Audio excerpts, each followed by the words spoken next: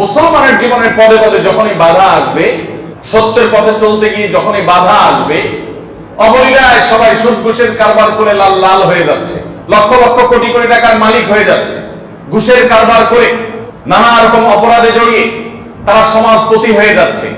আর আপনি একই শিক্ষায় শিক্ষিত হয়ে বরং তার চেয়ে আরো বেশি যোগ্যতার অধিকারী হয়ে কোন রকম কুড়ের ঘরে আপনার থাকতে হচ্ছে। আপনার প্রমোশন হয় না, তার প্রমোশন তরতর করে হয়। সে পরীক্ষায় এক গাদা নাম্বার পায়, নকল করতে পারে, আপনি পারেন না। সে অনেক অন্যায় করতে পারে, আপনি অন্যায় করতে পারেন না। এই যে বাধাগুলো আসবে, এই বাধাগুলো যখন আসবে তখন হিজরত আমাদেরকে প্রেরণা যোগাবে, আমাদের পিঠে হাত দিয়ে আমাদেরকে সাহস দিবে, বলবে যে সামনে চলো, অন্যায়ের সামনে কোনো আপোষ করবে না, কোনো মাথা নত করবে না, কোনো ছাড় দিবে না। আদর্শ ঈমান তাওহীদের ক্ষেত্রে চুল পরিমাণ বিন্দু পরিমাণ ছাড় দেয়া চলবে না। তুমি সামনে চলো। মনে রাখবে, তোমার নবীর জীবনে এরকম বাধা এসেছে, তিনি আপোষ করেননি, তিনি সামনে চলেছেন। এরপরে তার জীবনে জয় এসেছে না পরাজয় এসেছে? হিজরতের পরের ইতিহাসটা আনন্দের ছিল, বিজয়ের ছিল। হিজরতের ঘটনা বেদনার থাকলেও এই বেদনার ইতিহাস থেকেই পরবর্তীতে আনন্দের হাসির ইতিহাসের জন্ম হয়েছে। বদরে মুসলমানরা হাসে নাই, হাসে নাই।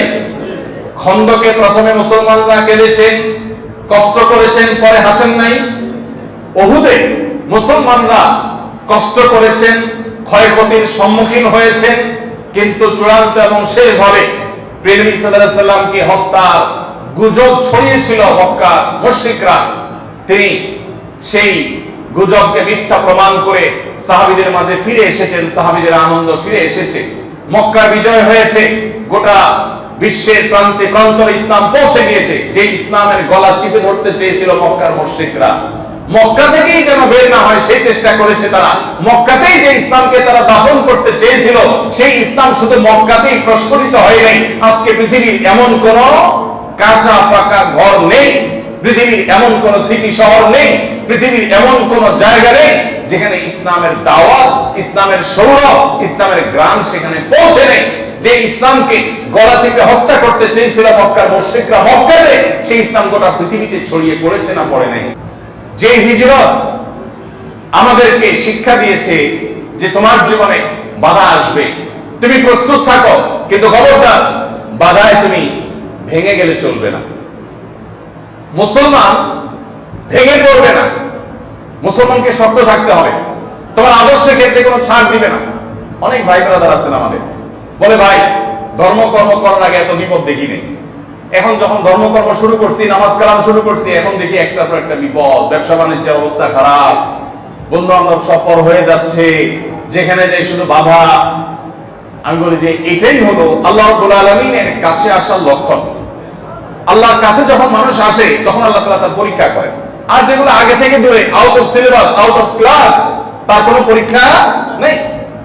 ভাইরা আমার, কেন সাহাবায়ে কেরাম হিজরতের মতো অনাকাঙ্ক্ষিত ঘটনা থেকে হিজরতের সনগণনা, হিজরি সনগণনা শুরু করেছে? কারণ হিজরত আমাদের প্রেরণা। হিজরত আমাদের কি ভাই? প্রেরণা। হিজরত আমাদেরকে শিক্ষা দেয় যে হক যেখানেই কাজ করবে, তুমি একাও যদি হকের কথা বলো, তোমার সামনে বাতিল আসবেই। আমরা ফজর নামাজের সময় যখন মুয়াজ্জিন আযান দেয়, এলান দিয়ে শুই, আমরা ফজর নামাজে উঠার সময় আমাদের খুব আরাম লাগে না কষ্ট লাগে? কথা বলেন। ফজর নামাজে ঘুম ছেড়ে, আরামের ঘুম ছেড়ে উঠে মসজিদে যে নামাজ পড়তে আরাম লাগে না কষ্ট লাগে? সবাই কষ্ট লাগে। আচ্ছা, কারণ কি? এমন কোন পাপ দেখাইতে পারবেন যে পাপ করতে মানুষের কষ্ট লাগে? সাধারণত যে কোনো পাপ করতে মানুষের কি লাগে? মজা লাগে, ঠিক না ঠিক? আর যে কোনো ভালো কাজ করতে মানুষের কষ্ট লাগে না খারাপ লাগে? সাধারণত খারাপ লাগে, মন চায় না। এই যে যেখানেই হক আছে সেখানে কি আছে? বাতিল আছে। যেখানে আপনি ভালো পথে চলতে চাইবেন সেখানে বাধা আছে। এই বাধাটা কে দেয়? শয়তান দেয়, ইবলিস দেয়, যাকে আমরা দেখি না কিন্তু সে আছে। প্রত্যেকটা মানুষের পেছনে পেছনে আছে। আমরা এখানে যতজন মানুষ আছি সবার পেছনে কমপক্ষে একজন করে ইবলিস বরাদ্দ আছে। তার কাজ হলো আপনাকে কি করা? জাহান্নামে নেওয়া, ধোঁকা দেওয়া, প্রতারিত করা। এই জন্য পদে পদে আল্লাহ তাআলা শয়তান থেকে আমাদের ক্ষমা চাওয়া দোয়া শিক্ষা দিয়েছে। ভাই আমার, তাহলে হিজরত আমাদেরকে শিখায় যে তোমার জীবনে সত্য এবং ন্যায়ের পথে চলতে গেলে, ভালো পথে চলতে গেলে বাধা আসবে, মনে চাইবে না, নামাজ পড়তে ইচ্ছা করবে না, কিন্তু তোমাকে পড়তে হবে। তোমার খারাপ দিকে যেতে মন চাইবে কিন্তু যাইবে না তুমি, বাধা আসবে, কিন্তু বাধা তোমাকে ডিঙ্গাতে হবে, ওভারকাম করতে হবে। তাহলে কি হবে? নবী করিম সাল্লাল্লাহু আলাইহি ওয়াসাল্লাম হিজরতের যে প্রেক্ষাপট ছিল, মক্কাতে যে বাধাগুলো ছিল, সেগুলো তিনি ডিঙ্গাতে পেরেছেন, মাথা নত করেন নাই আদর্শের ক্ষেত্রে। আল্লাহ তাআলা তাকে চূড়ান্তভাবে বিজয় দিয়েছেন না দেন নাই? এজন্য ভাই, হিজরত আমাদের প্রথম যে শিক্ষাটা দিয়েছে সেটা হলো যে হক এবং বাতিলের দ্বন্দ্ব চিরন্তন। যে নবী করিম সাল্লাল্লাহু আলাইহি ওয়াসাল্লাম আল আমিন ছিলেন, বিশ্বস্ত ছিলেন তাদের কাছে, তিনি তাদের কাছে খারাপ হয়ে গেলেন যখন তাওহীদের দাওয়াত দিলেন। এজন্য আমরা যখনই সুন্দর হক এবং সত্যের কথা বলবো, আজ না হোক কাল, এক সময় না এক সময় বাতিল আমাদের বিরুদ্ধে নানাভাবে লেগে যাবে। আল্লাহ তাআলা আমাদেরকে সেই সমস্ত পরিস্থিতিতেও ঈমানের উপরে অটল থাকার তৌফিক দান করুন। ভাইরা আমার, হিজরত দ্বিতীয় যে বিষয়টি আমাদেরকে শেখায় সেটা হলো জীবনে কখনো ঈমানদার ডিপ্রেশনে পড়ে নিরাশ হয়ে যাবে না। ঈমানদারের জীবনে কোনো ডিপ্রেশন মানায় না, ঈমানদারকে ডিপ্রেশন সাজে না।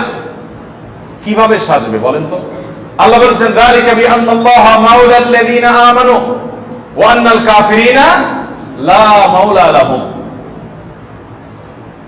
আল্লাহ তাআলা ঈমানদারদের অভিভাবক। ঈমানদারদের কিছু হলে ঈমানদাররা আল্লাহর কাছে সাহায্য চায়, আল্লাহর কাছে কেউ কোনো জুলুম করলে নালিশ করে, নিজের কোনো ভুল হলে ক্ষমা চায়, আল্লাহর কাছে চাওয়া যায়, ঈমানদারের সেই সুযোগ আছে। আল্লাহ বলেছেন, যালিকা বিআন্নাল্লাহা মাওলাল লাযিনা আমানু। আল্লাহ রাব্বুল আলামিন ঈমানদারদের অভিভাবক, ঈমানদারদের চাওয়ার বলার একটা জায়গা আছে। ওয়া আন্নাল কাফিরিনা লা মাওলা লাহুম। আর কাফেরদের কোনো অভিভাবক নাই। এক প্রসিদ্ধ নাস্তিক, যিনি একসময় নাস্তিক ছিলেন, পরবর্তীতে ইসলামে ফিরে এসেছেন, মুসলমানের সন্তান, মাঝে নাস্তিক হয়ে গেছেন, পরে ইসলামে ফিরে এসেছেন। তাকে যখন প্রশ্ন করা হলো, আমার পরিচিত এক ভাই,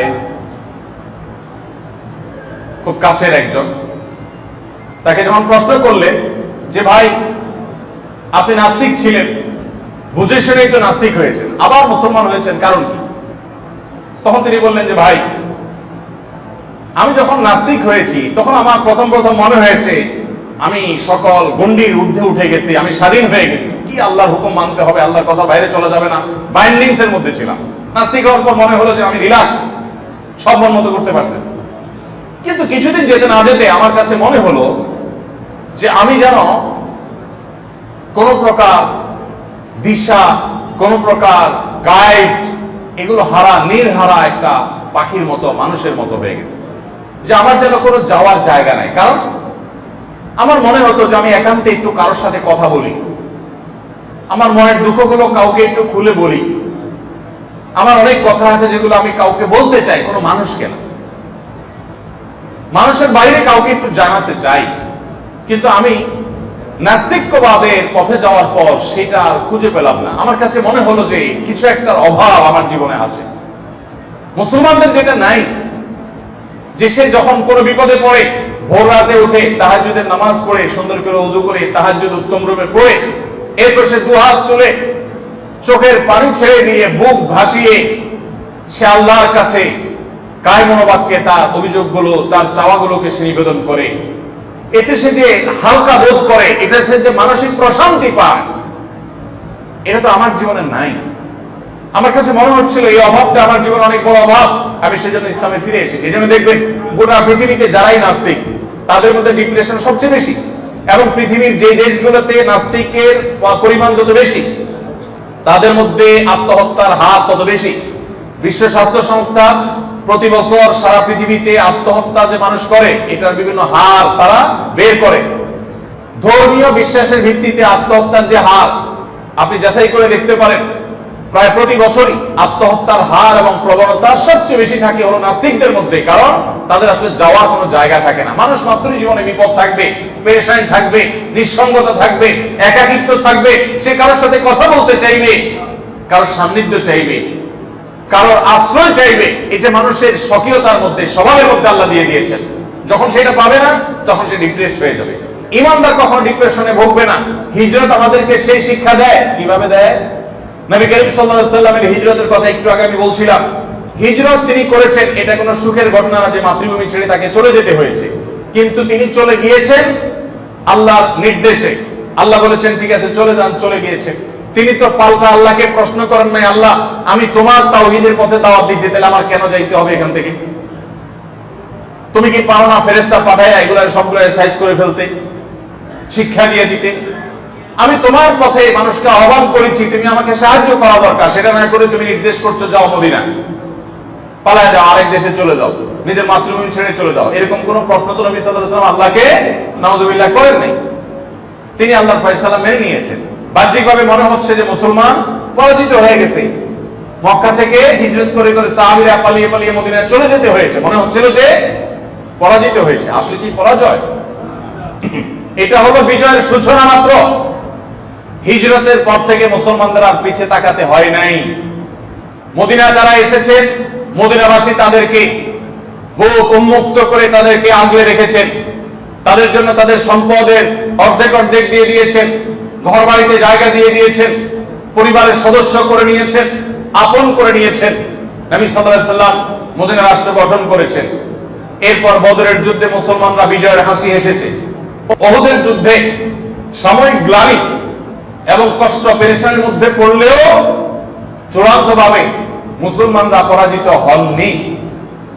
এরপর একের পর এক অভিযানগুলোতে মুসলমানরা সামনে এগিয়েছে এবং একসময় যখন হুদায়বিয়ার সন্ধি হয়েছে তখনও মনে হচ্ছিল যে মুসলমানরা বোধহয় কাফেরদের সব শর্তগুলো মেনে নিয়ে বোধহয় তারা পরাজয়ের গ্লানিতে আছে। সাহাবীদের অনেকের মন খারাপ ছিল।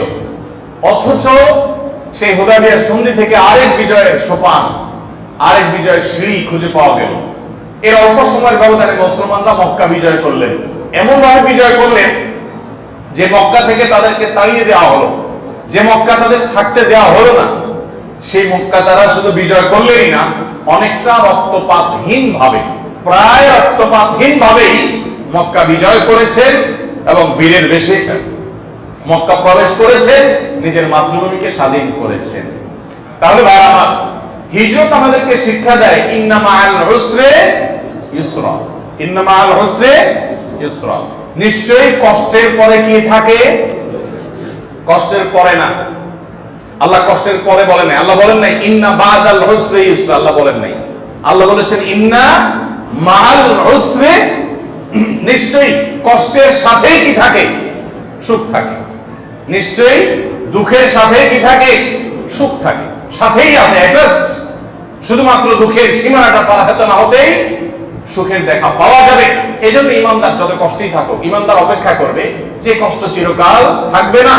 এই কষ্ট চিরকাল অনন্তকাল প্রলম্বিত হবে না, হতে পারে না। অনেক ভাইরা আসেন, আয়েশা বলেন ভাই আমার জীবনে কষ্টের কোনো শেষ নাই, আমি জনম দুঃখী। অনেকে বলেন বাবার সংসারে কষ্ট করেছেন, অনেক মেয়েরা অভিযোগ করেন বাবার সংসার থেকে এসে বিয়ে হয়েছে, স্বামীটাও অমানুষ, তার সংসারে তার কষ্ট করতে হয়েছে। আনফরচুনেটলি স্বামীর পর ছেলে মেয়েগুলোকে নিয়ে আশা বুক বেঁধে জীবন কাটাবেন, দেখা গেল যে পোলাপানগুলো অমানুষ। অনেক সময় হয় না এরকম? এরকম মা বোনরা অনেক সময় আসেন, আমি তাদেরকে বলি বোন আপনার এই কষ্টের কোনো শেষ আছে নাকি নাই? তো উনি প্রথমে বুঝে উঠতে পারেন না। আমি বলি এই কষ্টটা কি একসময় শেষ হবে না অনন্তকাল চলতে থাকবে? তখন বলেন যে হ্যাঁ, মরে গেলে তো শেষ। তাই বলে হ্যাঁ, আপনাকে যারা কষ্ট দিচ্ছে তারা কষ্ট দিতে দিতে আপনাকে মেরে ফেলতে পারবে, এই তো, এর বেশি তো পারবে না। নিঃস্ব করে ফেলতে পারবে, এর বেশি তো পারবে না। এরপর আপনি যদি সবর করতে পারেন, ধৈর্য ধারণ করতে পারেন, আল্লাহর ফয়সালাকে মেনে নিতে পারেন, ঈমানওয়ালা হন, তাওহীদের উপরে প্রতিষ্ঠিত হন, তাহলে মৃত্যুর সঙ্গে সঙ্গে আপনার অনন্তকালের যে জান্নাতের নেয়ামত প্রাপ্তি শুরু হবে, সেটা কি আপনার এই স্বামী, আপনার এই ছেলে মেয়ে, আপনার শ্বশুর বাড়ির লোকজন, আপনার বাবার বাড়ির লোকজন যারা আপনাকে জুলুম করেছে জীবনভর, তারা কি আপনার আল্লাহর জান্নাতকে ঠেকাতে পারবে? তাহলে ইমানদার ডিপ্রেশনে ভেঙে পড়ার, নিরাশ হয়ে যাওয়ার কোনো স্কোপ নাই। কারণ আমার যত বিপদই আসুক না কেন, এই বিপদের এন্ডিং আছে, কখন না কখন এটা শেষ হবে এবং সুখ শুরু হবেই হবে। কিন্তু যার ঈমান নাই তার তো আসার কোনো জায়গা। ধরেন একজন নাস্তিক, সে জুলুমের শিকার। মানুষ শুধু মুসলমানরা জুলুমের শিকার হয়, মুসলমান জুলুমের শিকার হয় না? মুসলমানের জীবনে বিপদ আপদ আসে না? ধরেন একজন আল্লাহর প্রতি অবিশ্বাসী মানুষ, তার জীবনে বিপদ আপদ এসেছে, জুলুম সহ্য করতে করতে সে মরে গেছে। তার এই দুঃখের শেষ হয়ে সুখের শুরু হবে এমন কোন আশার জায়গা আছে? কেন নাই? যেহেতু ঈমান নাই, মরার পরে জাহান্নাম। আর জীবনভর সে দুঃখ ভোগ করে গেছে, এর কোনো সান্ত্বনা আছে?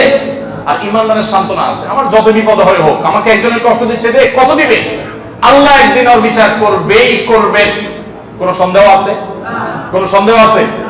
ফামাই ইয়ামাল মিসকালা যাররাতিন শাররাই, যারা পরিমাণ খারাপ কাজ করেছে, মন্দ কাজ করেছে, জুলুম করেছে, তাকে তার প্রায়শ্চিত্ত পেতেই হবে, মিস করবে না।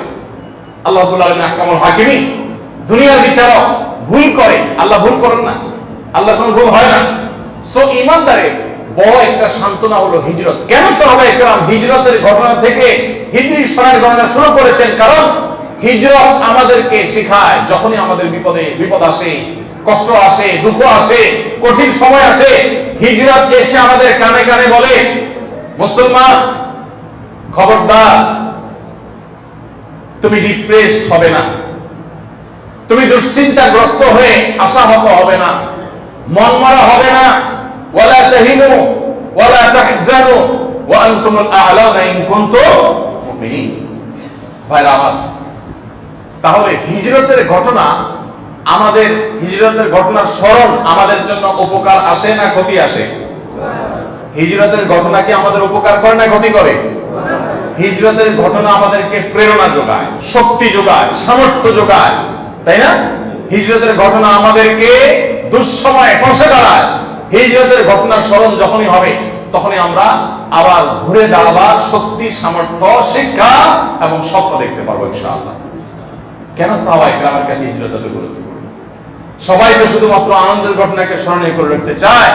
মুসলমানেরা তারা আনন্দের ঘটনা নয়, তাদের জীবনে একটা কঠিন ঘটনাকে, কঠিন একটা সময়কে তারা, প্রিয়বীর জীবনের সবচেয়ে কঠিন সময়টাকে তারা স্মরণীয় করে রেখেছে, যাতে সেই কঠিন সময়ের স্মরণ মুসলমানকে সামনে এগিয়ে যেতে সাহায্য করে।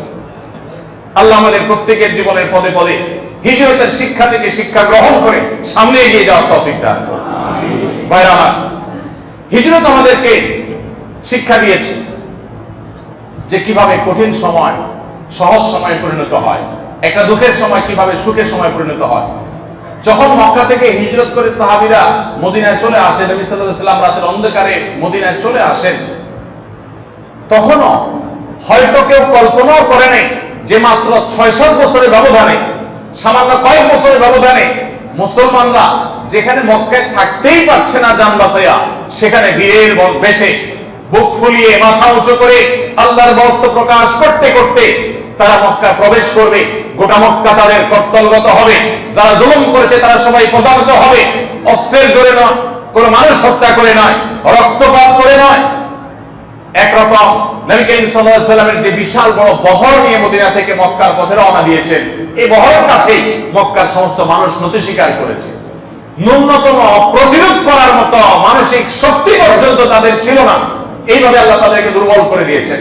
তাহলে হিজরত মনে হতে পারে কঠিন সময় মুসলমানদের জন্য, কিন্তু এই কঠিন সময় মুসলমানদের জীবনে সহজ এবং ভালো সময়ের সূচনা করেছে, ভালো সময়ের জন্ম দিয়েছে। এর অল্প ব্যবধান পরে মুসলমানরা চিরকালের জন্য হাসি হেসেছেন, মক্কাকে কিয়ামত পর্যন্ত সময়ের জন্য বিজয় করেছেন এবং স্বাধীন করেছেন। নিজের সমস্ত কষ্টের গ্লানি তারা দূর করেছেন আল্লাহর অনুমতি সাপেক্ষে। আল্লাহ সে তৌফিক দিয়েছেন। অতএব জীবনে যখনই কঠিন সময় আসবে, হিজরতের এই শিক্ষাটা যেন আমাদের মনে পড়ে। স্মরণ থাকবে তো ইনশাআল্লাহ। নাম্বার 3, হিজরত আমাদেরকে শেখায় মুসলমান প্রত্যেকটা কাজ করবে অত্যন্ত গোছানো এবং পরিকল্পিতভাবে। আমাদের নবী সাল্লাল্লাহু আলাইহি সাল্লামের হিজরত নিয়ে অনেক গবেষণা হয়, এখনো অনেক গবেষণা, অনেক স্টাডি হয়, অনেক রিসার্চ হয় যে নবী সাল্লাল্লাহু আলাইহি সাল্লাম কিভাবে হিজরত করেছেন। তার হিজরতে এরকম সুনিপুণ পরিকল্পনা ছিল, এত চমৎকার প্ল্যান মাফিক হিজরত করেছেন তিনি, যে সেটা রীতিমতো এখনো গবেষণার খোরাক। আপনারা জানেন নবী সাল্লাল্লাহু আলাইহি সাল্লাম হিজরত করবেন যখন মনস্থির করলেন, এর আগে 2টা বৈঠক হয়েছে মদিনার মানুষদের সাথে, মিনার আশেপাশে পাহাড়ের এলাকাতে বায়াতে আকাবা যেটাকে বলা হয়, সেখানে মদিনাবাসীর হাতে হাত রেখে নবী সাল্লাল্লাহু আলাইহি সাল্লাম তাদের বায়াত গ্রহণ করেছেন। এরপর নবী সাল্লাল্লাহু আলাইহি সাল্লাম হিজরতের সিদ্ধান্ত যখন নিলেন আল্লাহর অনুমতি সাপেক্ষে, তিনি সেটাকে সম্পূর্ণ গোপন রাখলেন। এতটাই গোপন রেখেছেন যে নিজের কাছের লোকজনকেও বলেন নাই, কাউকে বলেন নাই। কারণ কিছু মানুষকে বললে সেটা আস্তে আস্তে লিক হয়ে যেত, আর মক্কার মুশরিকরা, শত্রুরা, কাফেররা তখন চান্স পেয়ে যেত, নবী সাল্লাল্লাহু আলাইহি সাল্লামকে আর যেতে দিত না, আটকে ফেলত। তিনি বিষয়টাকে গোপন রাখলেন। আবু বকর রাদিয়াল্লাহু তাআলাকে শুধুমাত্র এলান দিয়ে রেখেছেন প্রস্তুত থাকার জন্য, তিনি প্রস্তুত।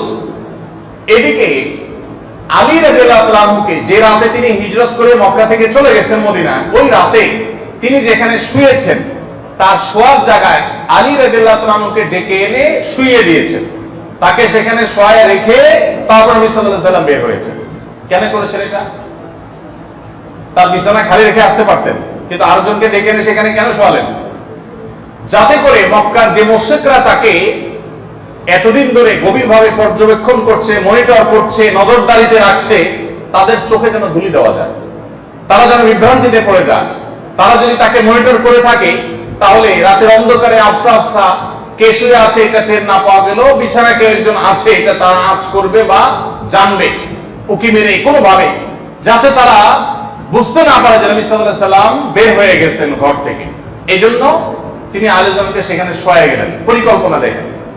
এরপর যখন তিনি চলে যাচ্ছেন, আসমা রাদিয়াল্লাহু তাআলা আনহা জাতুন নিতাকাইন, তাকে দায়িত্ব দিলেন তামভিনের, তাকে দায়িত্ব দিলেন ক্যাটারিং এর, যে আমরা তো মক্কা থেকে গারে সৌরে গিয়ে আশ্রয় নিব বা আশ্রয় নিতে হয়েছে, তো গারে সৌরে যেহেতু অবস্থান করতে হবে কিছুকাল, অতএব এই সময়ে খাবার দাবার তিনি রান্নাবাড়া করে এটা প্রস্তুত করে সেখানে পৌঁছানোর দায়িত্ব তাকে দিয়েছেন, পরিকল্পনা করে গিয়েছেন।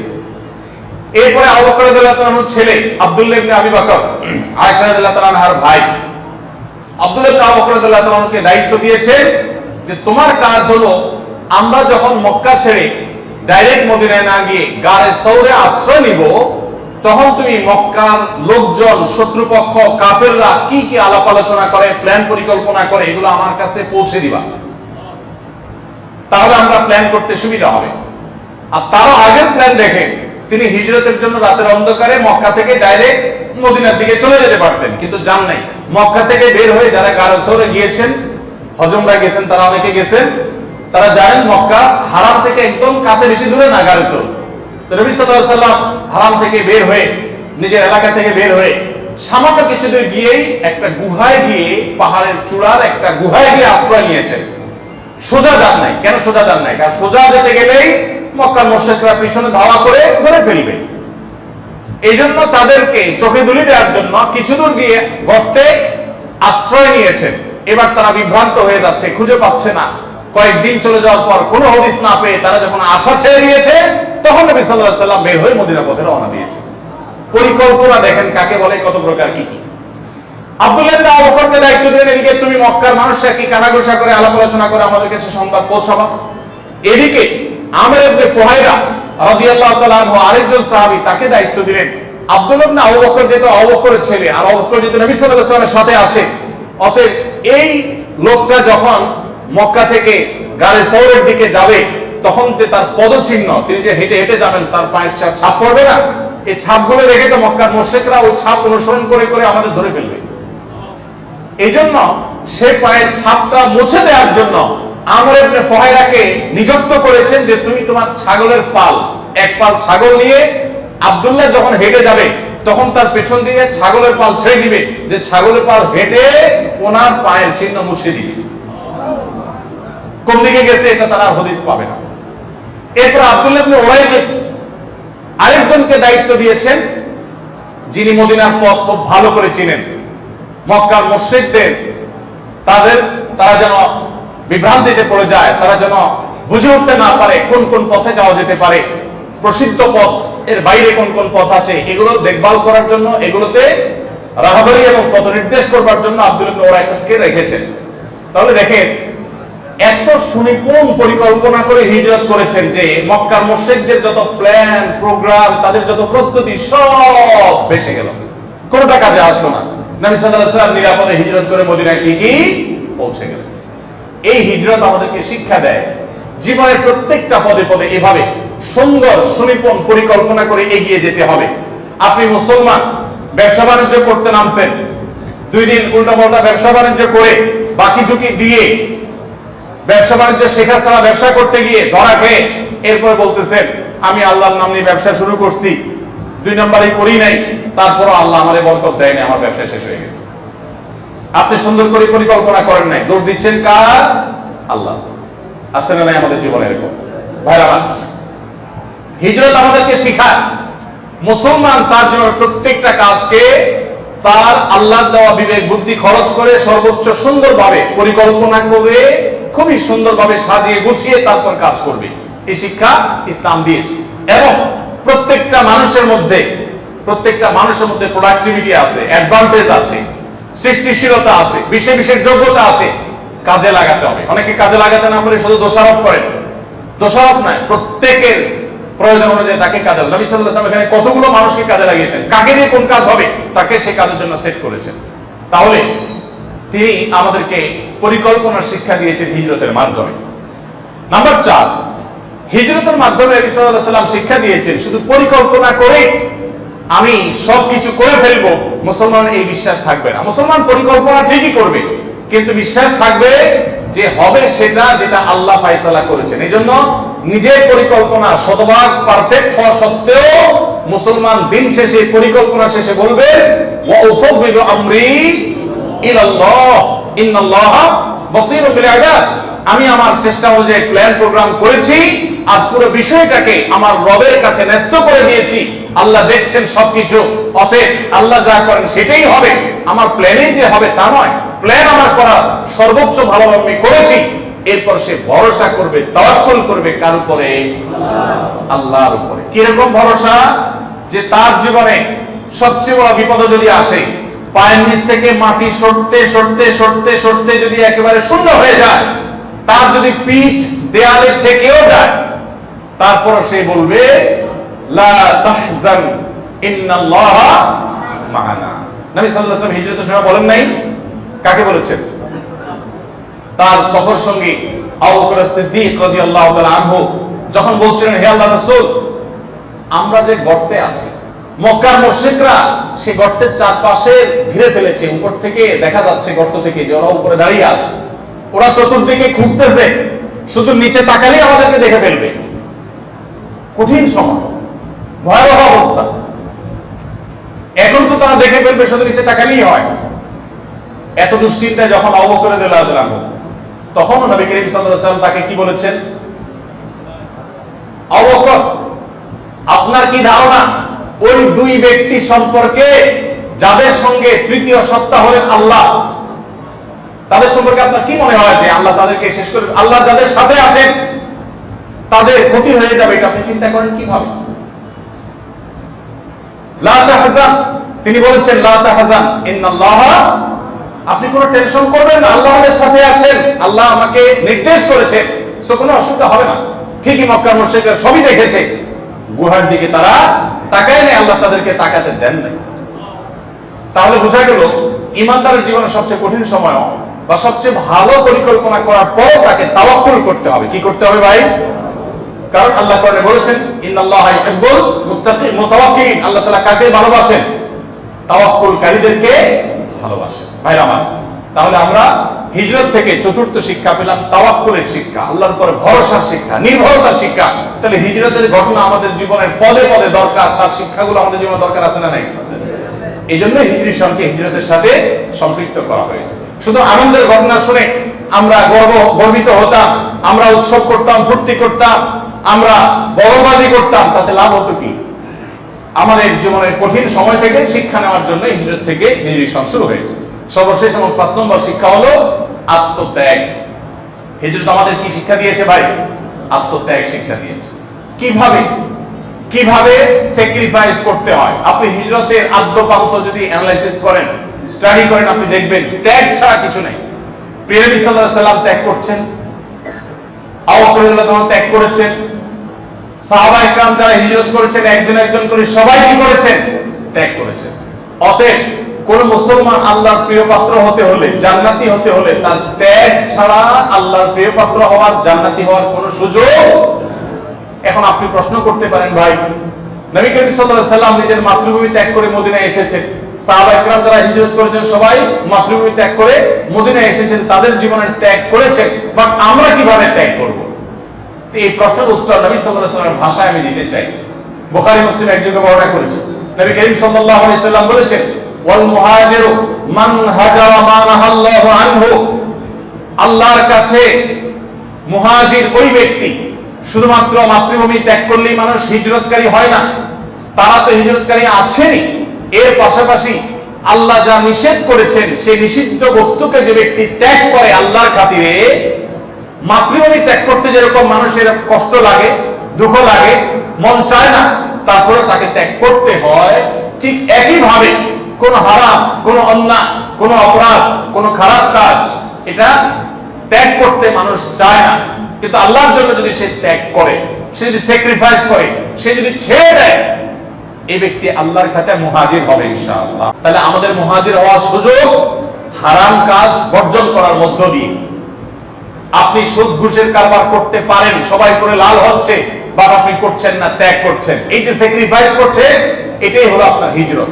এটাই হিজরত শব্দের অর্থই হলো ত্যাগ, এটা হলো আপনার স্যাক্রিফাইস। মুসলমানের জীবনটাই হবে স্যাক্রিফাইসের, বিনিময় লাভ করবে অনন্ত অসীম কালের জান্নাতে। আর যারা মুসলমান না, তারা দুনিয়াতে ভোগ করবে, ভোগ করতে চাইবে, বাহ্যিকভাবে ভোগ করবে হয়তো, বাট মানসিক প্রশান্তি তাদের হবে না। দুশ্চিন্তা, ডিপ্রেশন, মনের কষ্ট নিয়ে তাদের জীবন তারা পার করে ফেলবে। গোটা পৃথিবীতে উন্নত দেশগুলোকে নিয়ে একটু ভাবেন, একটু দেখেন, একটু চোখ কান খোলে। ফিনল্যান্ডের মতো দেশ, সুইজারল্যান্ডের মতো দেশ, পৃথিবীর যে দেশগুলোকে বলা হয় প্রতি বছর জরিপে তারা সবচেয়ে সুখী দেশ হিসাবে 1 নম্বর হয়, চ্যাম্পিয়ন হয়, সে দেশগুলোতে মানুষের সুখের অবস্থা দেখেন।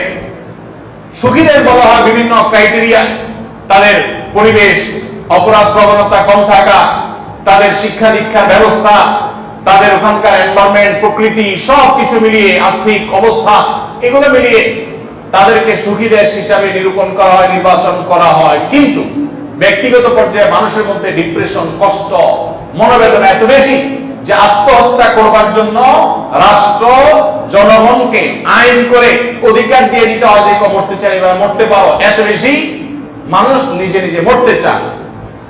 ভাইরা আমার, মানসিক অশান্তির কারণে মানুষ মরতে চায়, বাঁচতে চায় না। অনেক টাকা পয়সা আছে কিন্তু শান্তিটা নাই। কিন্তু মুসলমান ত্যাগের মধ্যেও শান্তি পায়। আল্লাহর জন্য যারা ত্যাগ করে শান্তি পাওয়ার এই অভাবনীয় স্বাদ এবং এই তৃপ্তি যাদের আস্বাদন করার তৌফিক হয় নাই, আমি বিনীতভাবে তাদেরকে অনুরোধ করতে চাই, আল্লাহর জন্য ত্যাগ করে দেখেন। জীবনে ভোগের আনন্দ তো বহু দেখেছেন, ত্যাগের আনন্দ দেখেন নাই। সাধারণত ত্যাগ করলে মনে হয় যে কষ্ট হবে, কিন্তু আল্লাহর জন্য স্যাক্রিফাইস করতে মানুষের কষ্ট হলেও স্যাক্রিফাইসের পরবর্তীতে অবর্ণনীয় তৃপ্তি অনুভব হয়, যেটা পৃথিবীর সমস্ত ভোগ একত্র করলেও তার সাথে তুলনাযোগ্য হয় না। এজন্য ভাই, আল্লাহর জন্য সব অন্যায় বর্জন করবো তো ইনশাআল্লাহ।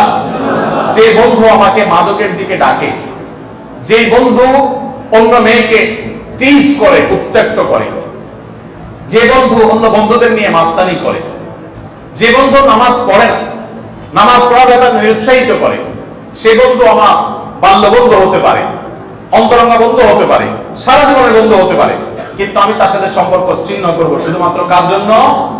আল্লাহর জন্য। যে ওর সঙ্গ আমাকে আল্লাহ থেকে দূরে সরিয়ে দিচ্ছে, তার সঙ্গ আমাকে ভালো কাজ থেকে দূরে সরিয়ে দিচ্ছে, আর সেজন্য আমি আল্লাহকে খুশি করবার জন্য মন্দ সঙ্গীকে ত্যাগ করলাম। এই যে স্যাক্রিফাইস। হারাম সম্পর্কে জড়িয়ে গেছেন, হারাম রিলেশনে জড়িয়ে গেছেন, গোটা দেশ, গোটা পৃথিবীকে শয়তান এবং তার দোসররা ডিজাইন করছে যে তরুণরা সবাই হারাম রিলেশনে জড়িয়ে যাবে, বিবাহ উঠে যাবে, পারিবারিক বন্ধনকে তুলে দেওয়া হবে, পৃথিবী তার ধ্বংসের দিকে চলে যাবে।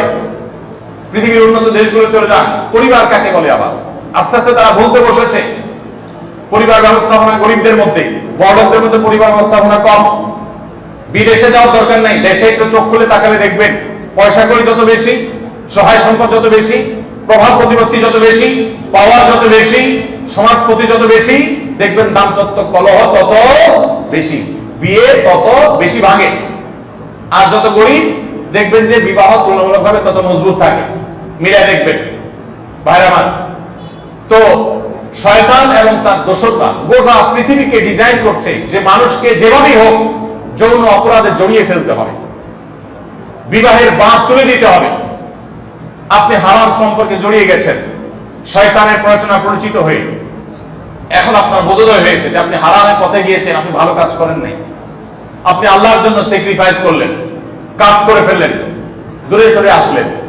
আপনি একটা অন্যায় কাজ করতে যাচ্ছেন, করতে পারেন চাইলে, কিন্তু আল্লাহর জন্য করলেন না, ফিরে আসলেন।